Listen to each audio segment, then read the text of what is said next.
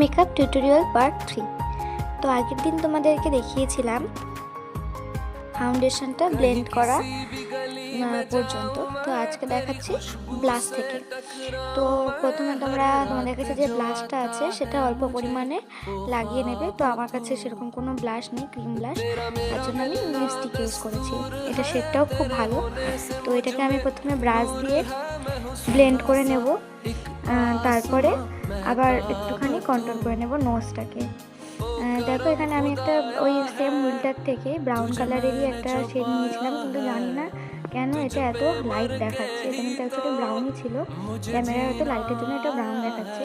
তো এইটাকে আমি ভালো করে ব্লেন্ড করে নেব।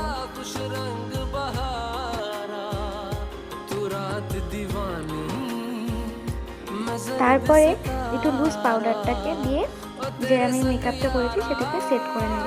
লুজ পাউডারটা তোমরা কেমনভাবে ইউজ করবে, একদম অল্প পরিমাণে তুলবে পাপে, আর প্রায় বেশিরভাগটা ঝেড়ে ফেলে দেবে।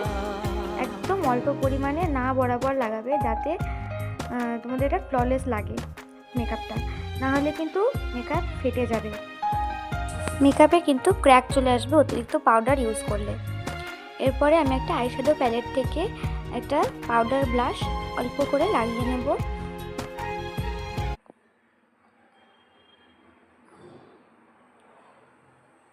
তোমরা তোমাদের পছন্দের মতো কালার ইউজ করতে পারো, কিন্তু আমার মনে হয় ফেসের সাথে সব রকমের কিন্তু ব্লাশ যায় না আর কি। একটু হালকা গোলাপি বা হালকা রেড টাইপের যে কালারগুলো হয় এগুলোই হচ্ছে ব্লাশ হিসেবে খুব ভালো লাগে। তো আমি এখানে আইশ্যাডো প্যালেটটার থেকেই আর একটা ব্রাউন কালারের শ্যাডো নিয়ে নোজটাকে কন্ট্রোল করে নেব।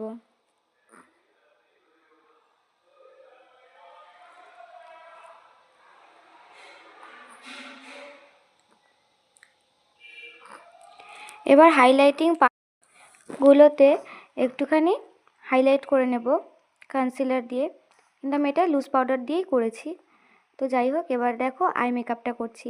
আমি এখানে একটা স্মোকি আই মেকআপ করব, তার জন্য প্রথমে চোখে কাজল দিয়ে নিচ্ছি।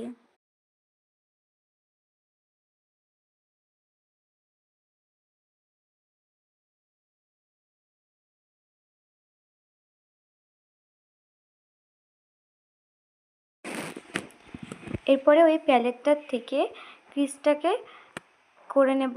দেখো একটা লাইট কালারের ব্রাউন কালার নিয়েছি আমি। এবারে ওটাকে ভালো করে মিক্স করে নেব।